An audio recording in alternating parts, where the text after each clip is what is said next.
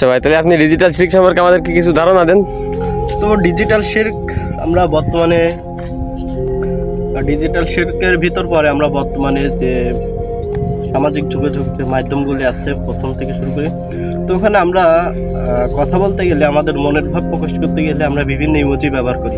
জি ভাই বলেন। হাসির ইমোজি, কান্নার ইমোজি, তারপরে রাগান্বিত হওয়ার ইমোজি, এগুলো কিন্তু সবই শিরকের অন্তর্ভুক্ত। কারণ ওটা কিন্তু একটা মূর্তি আকার, দেখবেন আপনি যদি খেয়াল করেন ওটা কিন্তু একটা মূর্তি আকার। আচ্ছা ভাই, বলতেছি যে বিভিন্ন পোস্টার যে ছবিগুলো দিয়ে বর্তমান দেখা যাচ্ছে, এটাও কি শিরকের অন্তর্ভুক্ত করে ভাই? ওগুলো সব শিরকের অন্তর্ভুক্ত, কারণ ওগুলো মূর্তি আকার। আপনি একটা বিষয় খেয়াল করেন যে মূর্তিগুলো কাবা ঘরের ভিতর ছিল, ওগুলো কিন্তু সব মাটির তৈরি, পাথরের তৈরি, ওগুলো কিন্তু মাটির তৈরি। আর যেগুলো ডিজিটাল, যেগুলো ব্যানার থাকে, ওগুলো কিন্তু সব শিরক, ওগুলো সব শিরকের অন্তর্ভুক্ত। কারণ ওইটাই মাটির তৈরি আর এটা হচ্ছে ডিজিটাল, ঠিক আছে? কিন্তু দুইটা কিন্তু স্থির থাকে, সবই দৃশ্যমান, দুইটাই শিরক, দুইটা আল্লাহর সাথে শরীক করে। তো এই ইমোজিগুলো কিন্তু সব শিরক, এবং ব্যানারে যে ছবিগুলো থাকে এগুলো কিন্তু। আচ্ছা, তাহলে কোনো ইমোজি কি ব্যবহার করা যাবে না ভাই? ব্যবহার করা যাবে কোনগুলো? যেগুলো লাইক আছে, লাভ আছে, যেগুলো মূর্তি আকার নয়, ওইগুলো ব্যবহার করতে পারবেন। ও আচ্ছা।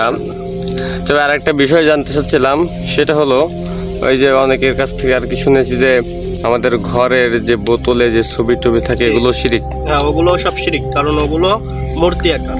আচ্ছা, জামাই যে এরকম মনে করেন ফুটবল ক্লাবটার, এগুলো জামা গেঞ্জিতে যদি কোনো মূর্তি থাকে, ধরেন যদি কোনো মানুষের মূর্তি থাকে বা কোনো মানুষের ছবি থাকে।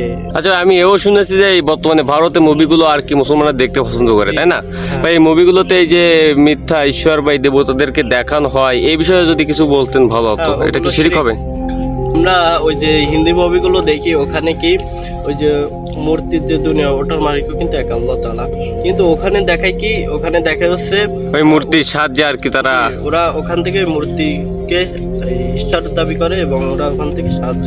হ্যাঁ জি ভাই, এই বিষয়গুলো আসলে অনেকেই বোঝে না, তাই আজকে ভাবলাম আপনার সব কাছে। শিরকের অন্তর্ভুক্ত, কারণ এটা আল্লাহর সাথে শরীক। এবং আপনারা যদি আমার কাসেমের স্বপ্ন দেখেন, তো ওখানে দেখতে পারবেন যে তার স্বপ্নের ভিতর অধিকাংশই সব হচ্ছে শিরকের বিষয় স্বপ্ন। এবং তার মোহাম্মদ কাসিম ভাই, স্বপ্নগুলো আমরা কিভাবে পাবো ভাই মোহাম্মদ কাসিম ভাই? স্বপ্নগুলো পেতে গেলে আপনি ভিজিট করুন mohammadkasimballah.com। ও আচ্ছা। আরেকটা ভাই, আরেকটা জিনিস যেটা বলতে ভুলে গেছিলাম, ওই যে তাবিজে মানুষ অনেকে কবিরাজ দেখা যায় যে তাবিজ দিয়ে, তা তাবিজের পরে অনেকে বিশ্বাস করতেও তো আল্লাহর পর ভাই, এটা কি শিরক হয় না নাকি? হ্যাঁ, ওগুলো সব শিরক, কারণ রোগ ব্যাধি সব দেওয়ার মালিক কিন্তু আল্লাহ। আল্লাহর পরে আমাদের ভরসা রাখতে হবে, ইনশাল্লাহ ঠিক আছে। কিন্তু আমরা যদি তাবিজ ব্যবহার করি, ওটার পরে ভরসা চলে আসে, ওটা কিন্তু সব শিরক। জি ভাই, আপনাকে ধন্যবাদ, অসংখ্য ধন্যবাদ। আজকে আমরা এসেছিলাম আমাদের এক ভাইয়ের কাছ থেকে শিরক সম্পর্কে জানার জন্য। ভাই আমাদের অনেক গুরুত্বপূর্ণ তথ্য দিলেন। ইনশাল্লাহ পরবর্তী ভিডিওতে দেখা হবে। আল্লাহ হাফেজ, আসসালামু আলাইকুম।